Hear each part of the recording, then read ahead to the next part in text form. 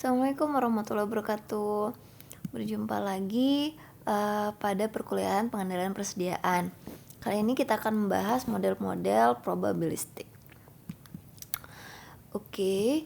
Nah, model persediaan probabilistik ini itu ditandai oleh perilaku permintaan atau biasa kita notasikan dengan D dan juga lead time-nya.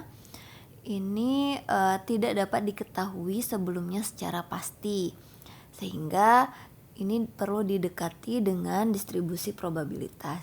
Kalau kemarin-kemarin kita sudah mempelajari model persediaan yang deterministik, yang artinya perilaku permintaannya ataupun lead time-nya itu sudah diketahui secara pasti berapa-berapanya.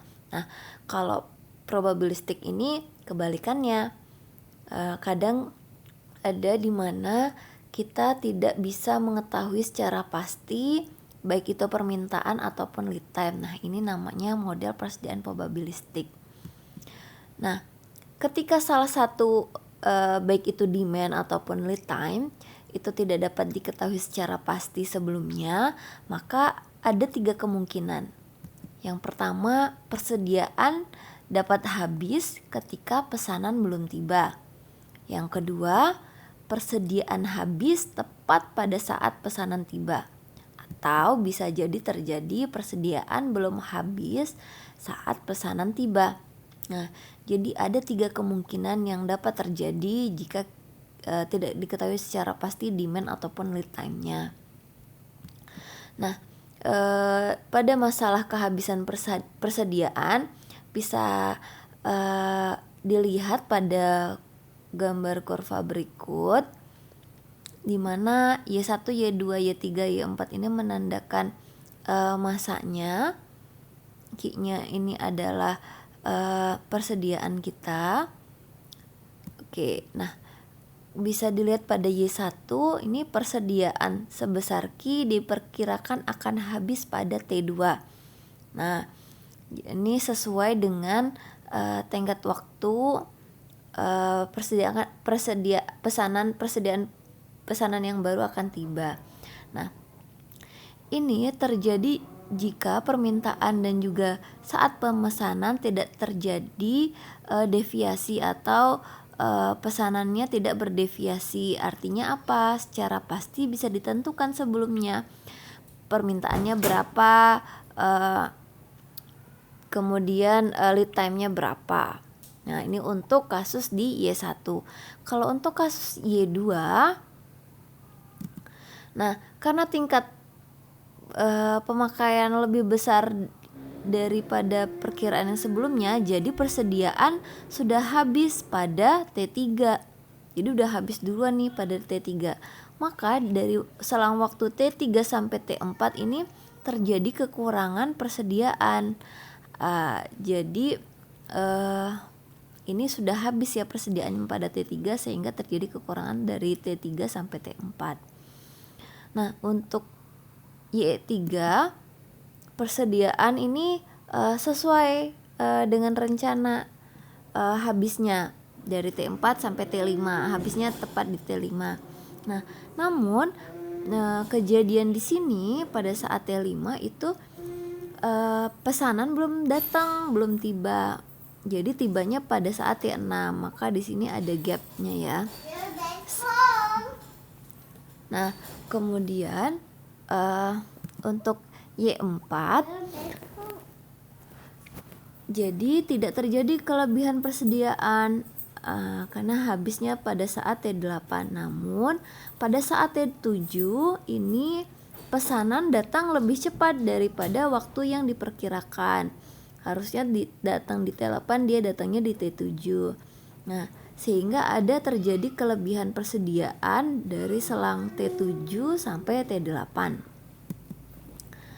Nah, untuk itulah kita membutuhkan yang namanya persediaan cadangan ataupun safety stock, karena bisa jadi karena permintaan ataupun lead time yang tidak diketahui secara pasti atau model probabilistik, maka kita membutuhkan cadangan persediaan yang cukup agar untuk menutupi terjadinya kejadian-kejadian yang telah dijelaskan ya. Nah, ini cadangan persediaan kita itu kita biasa sebut dengan safety stock. Nah, jadi safety stocknya ini akan didekati dengan distribusi probabilistik, karena nggak bisa kayak EOQ kemarin kan langsung pasti berapa nilainya. Oke, nah bisa kalian lihat ini ada kurva model penyimpanan persediaan, dan juga ada ini distribusi normal. Kita coba lihat bagaimana kondisinya jika kita dekati dengan kurva normal. Nah, ketika permintaan ataupun D selama periode kedatangan pesanan atau biasa kita sebut dengan lead time atau L ini tidak bisa diketahui sebelumnya secara pasti, maka pasti ada yang namanya deviasi antara kapan persediaan dibutuhkan dan juga kapan persediaan datang harus diketahui.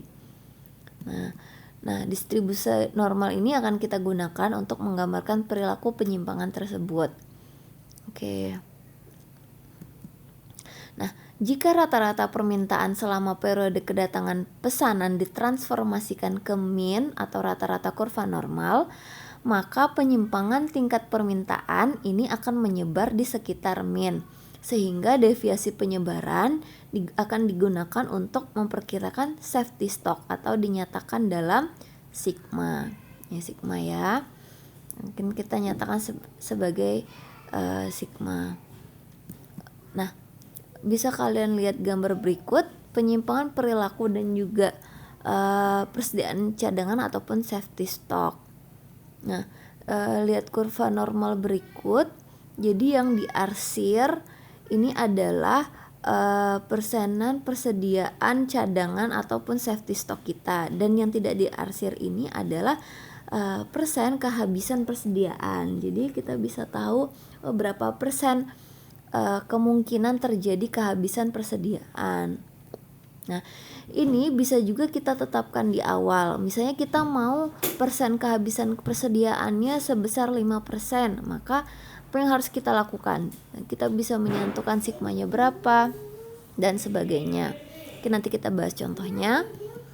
Nah, memperkirakan safety stock dengan kurva normal. Kalian bisa lihat kurva normal berikut.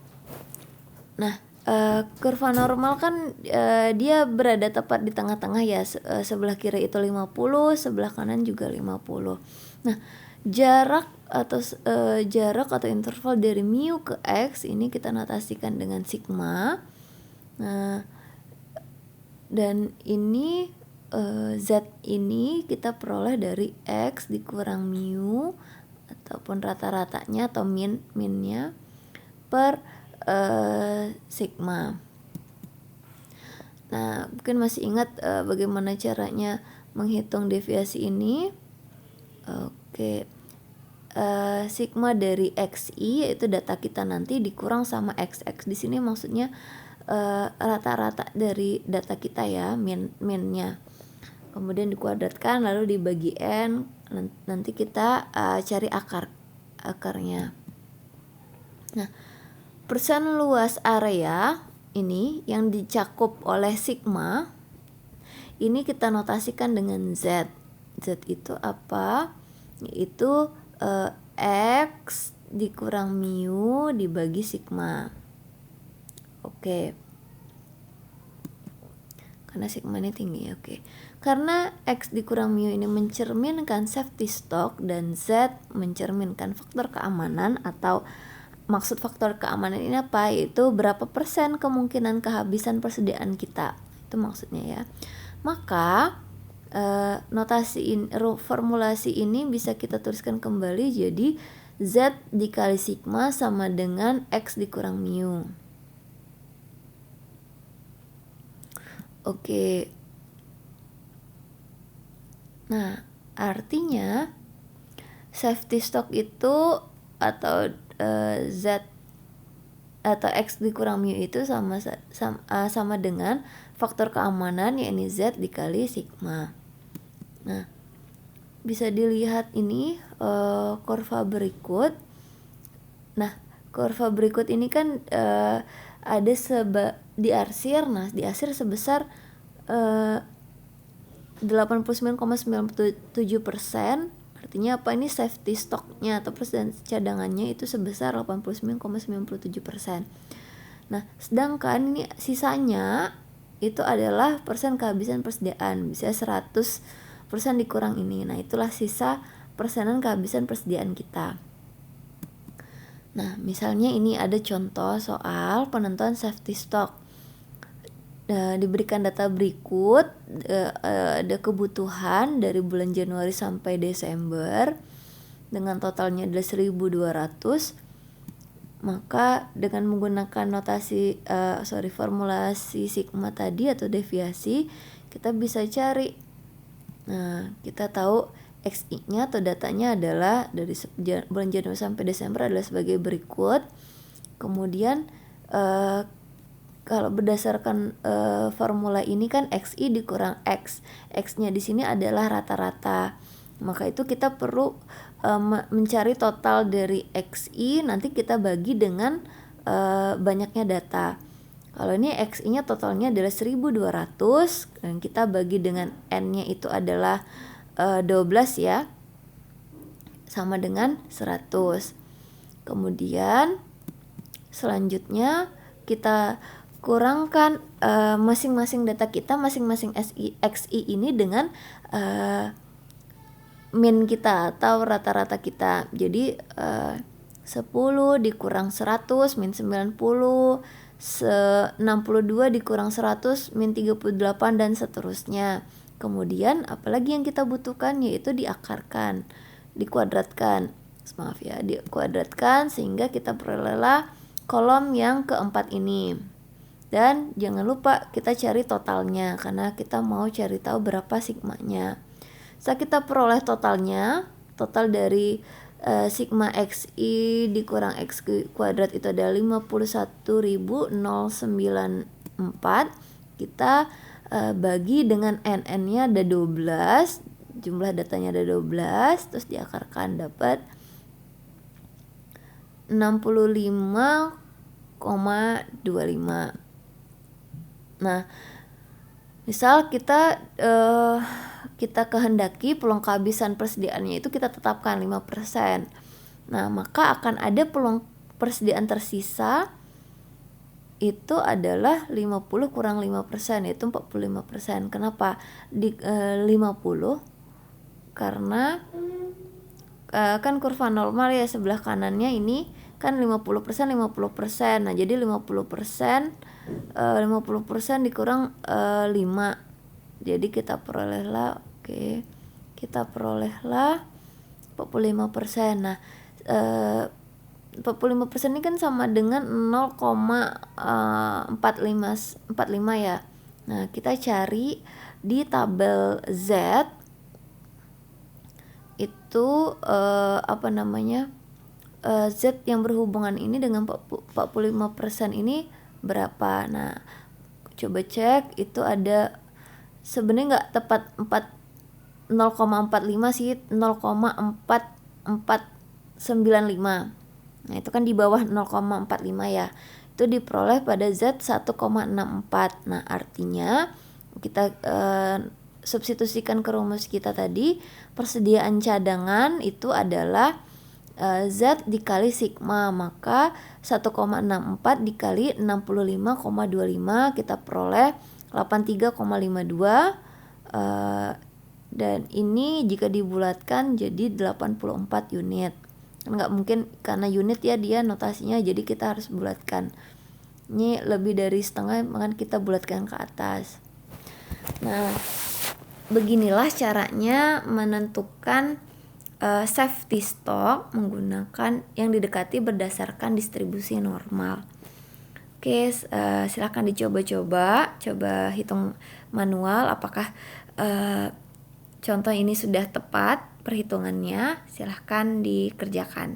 Terima kasih. Assalamualaikum warahmatullahi wabarakatuh.